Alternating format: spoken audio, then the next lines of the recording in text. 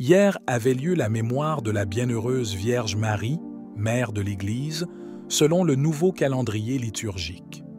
Il n'a pas été vérifié si cela était également indiqué dans l'ancien calendrier, car cela n'affecte pas de manière significative les observances de ceux qui suivent l'ancien calendrier. D'une manière générale, l'Église, surtout en Occident, suit le nouveau calendrier. Rome fonctionne habituellement selon le nouveau calendrier, même si elle publie souvent des documents à l'occasion des fêtes mariales, dont certaines étaient très importantes mais furent oubliées après le Concile Vatican II.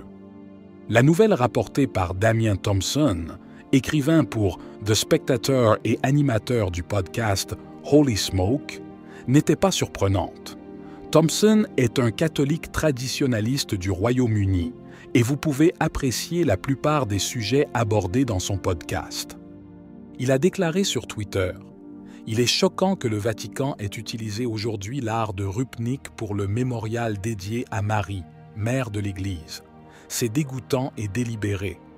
Oui, c'est délibéré, et nous allons vous expliquer pourquoi. » Selon Thompson, l'art lui-même est au-dessous de la dignité de l'Église et de Notre-Dame, ce qui est évidemment vrai.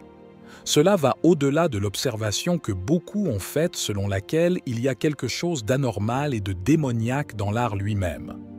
Les modernistes de Rome le font exprès, et il est désormais prouvé que c'est délibéré.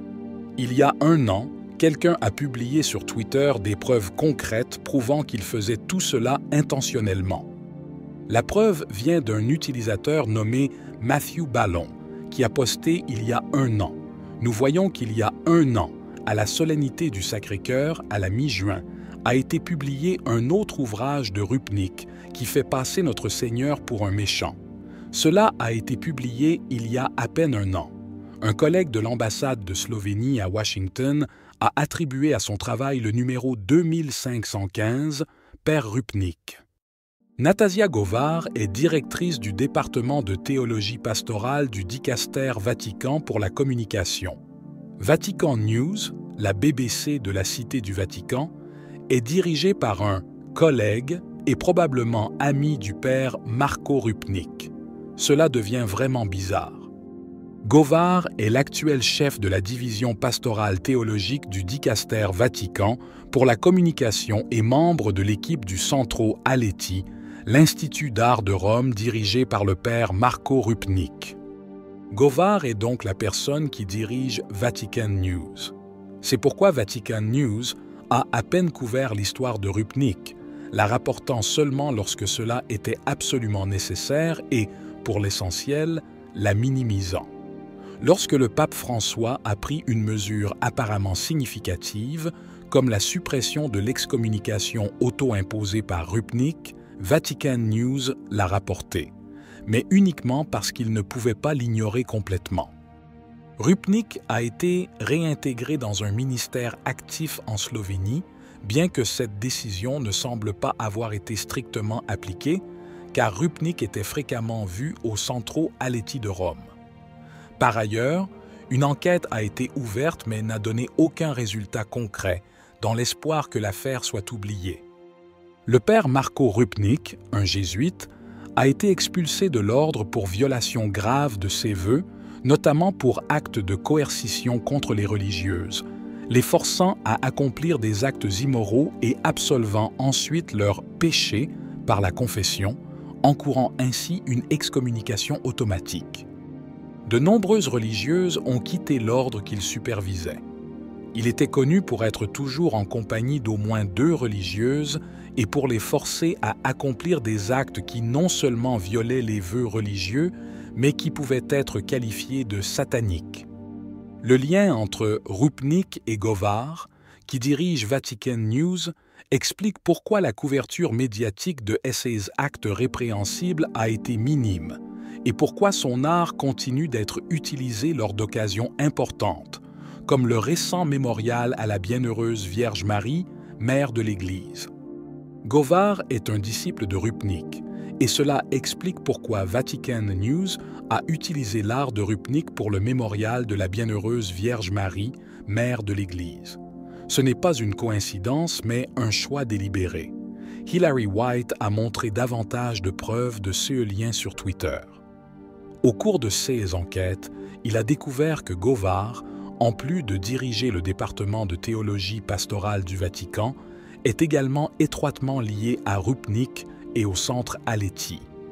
Ce rapport explique pourquoi Vatican News a longtemps ignoré les allégations contre Rupnik et n'a rapporté les faits que plus tard, lorsque la pression est devenue insupportable. Vatican News, en fait, a traité la question avec un certain détachement, et ce n'est que lorsque le pape François a levé l'excommunication que la nouvelle a été publiée.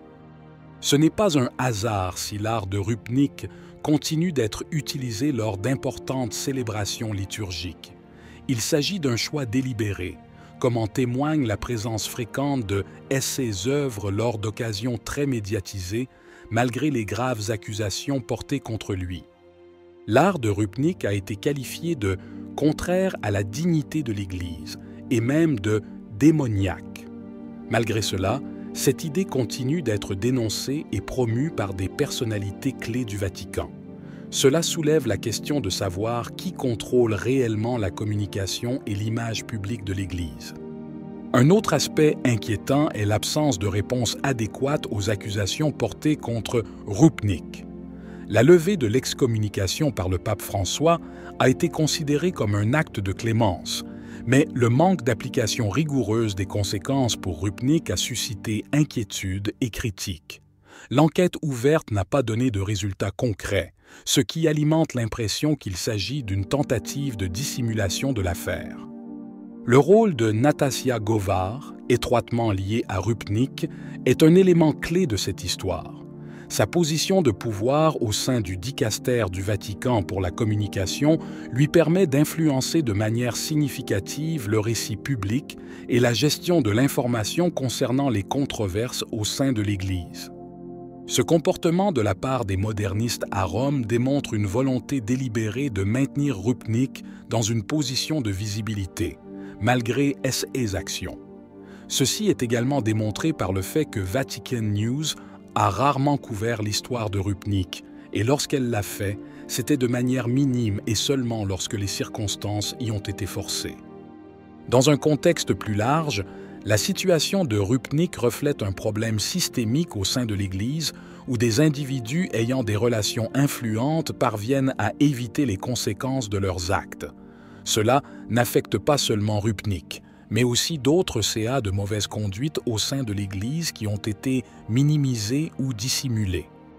Non seulement le pape François semble indifférent aux pratiques douteuses au sein du Vatican, mais de nombreux indices laissent penser qu'il soutient tacitement, voire activement, ces pratiques avec ou sans son consentement explicite. Que pensez-vous de cette situation? Pensez-vous que le pape François encourage réellement ces pratiques, même indirectement, par ses décisions et son comportement? Pensez-vous qu'il existe un problème systémique plus vaste au Vatican qui doit être résolu? Si vous souhaitez approfondir cette question, vous pouvez regarder une vidéo antérieure qui explore plus en détail les liens et les implications de ces événements pour le père Rupnik. Si vous avez aimé la vidéo, commentez « Amen ». Que Dieu te bénisse.